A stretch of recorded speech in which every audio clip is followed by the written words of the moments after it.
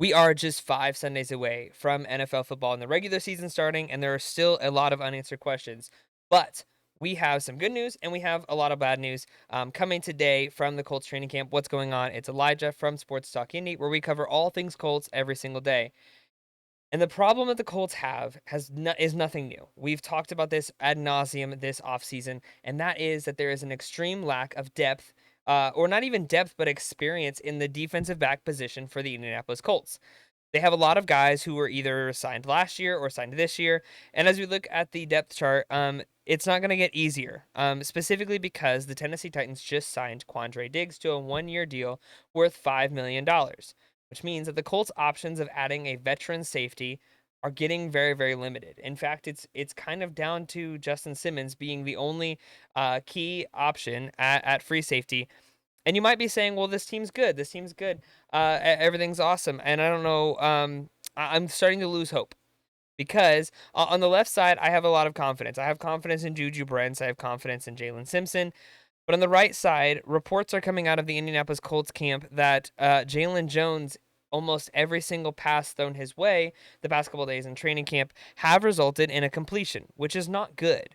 One of the key metrics of a cornerback, specifically defensive back, in like valued metrics are opponent passing percentage, so completion percentage when thrown your direction.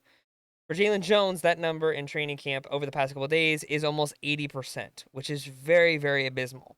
You really want that number to be 50% or lower. And obviously, when you're running zone, it's kind of difficult to judge that metric, but it's a pretty accurate gauge. And for Jalen Jones, it's not looking good. And Jalen Jones is one of the options that you have. Dallas Flowers can be somewhat decent. Daryl Baker, he gave up a lot of big plays and a lot of crucial moments last year, so I'm not really confident in Gerald Baker. But the free safety position, which is the position that we're talking about a lot, is still widely it's unsolved. So Julian Blackman is clearly the strong safety, and I think that that's a good move. I like where he's at. He's had a couple really good plays in this training camp. But the free safety is either going to be Rodney Harrison, Nick Cross, or Rodney Thomas. None of those three, I believe, are a valued starter. And beyond all of that, you look at these guys and you look at their experience. Julian Blackman, as far as defensive back, Julian Blackman and Kenny Moore are the two only players who have played longer than 2021. Maybe Rodney Thomas is 2022, and Ronnie Harrison. I don't have his draft, but I do believe that he may have been before. So regardless, there may be one person who played defense before 2020. And Julian Blackman is the oldest player on this defensive back, and he's young. He was in the same draft as Michael Pittman and Jonathan Taylor. So this is a very inexperienced team as far as it goes, as far as experience goes. But not only that, you've got Gus Bradley, who relies on. I mean, to put it nice, I'm trying to put it nicely here. Relies on his players to be able to get the job done. And when you got when you don't have a lot of veteran players in this position, it's very difficult to rely on them to be exactly where they're supposed to be. I think that the Colts are running out of time. Like wildly quickly, they're running out of time to be able to sign a veteran free safety. So that's the news one of this. News two actually gets a little bit better, and that is that the Colts on offense have had a fantastic um, training camp. And again, that might be due in part to the fact that the defensive backfield is not very experienced, but Anthony Richardson is lighting it up. Today was a rare day for them to not be really have a good day. Anthony Richardson went 2 for 5 with a Michael Pittman touchdown to salvage the offensive drive. But other than that, he has started with a very high completion percentage in this training camp, which is very, very good, and I think should be encouraging. But when you've got teams like the Titans, like the Texans, like the Jaguars, really bolstering up their defensive backfields, and the Colts seemingly doing nothing, it's very difficult to have faith that Chris Ballard and company know what they're doing. And that's just the fact of the matter. We've been talking about it this entire offseason, about how big the need is for the Indianapolis Colts. The Colts season ended seemingly because of poor defensive back play. You've got teams like the Browns, teams like the Saints, and teams like the Texans. And the Texans are the only team that I would say deserved to absolutely light up the Colts defense. But the Saints and the Browns had no business putting up 35 plus points, and they both did.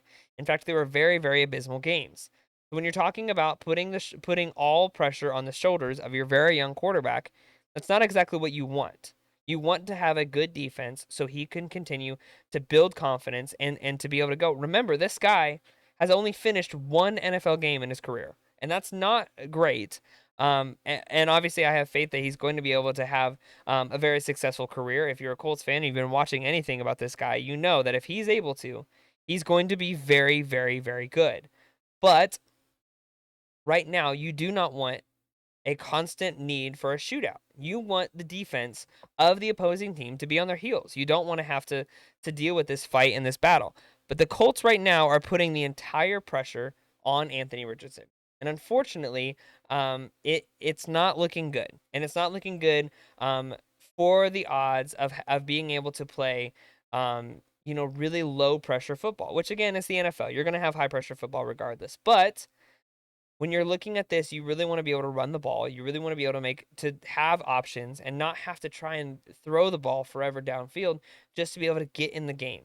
So the Colts need to do something. They need to do something. Either it's on defense, or it's to sign a veteran player, or it's to get rid of Gus Bradley. But I cannot imagine that you've got guys like Jim Irsay who have the desire for a winning culture, looking at this team and looking at what's going on defensively, and is really excited about this, because I don't know how you are.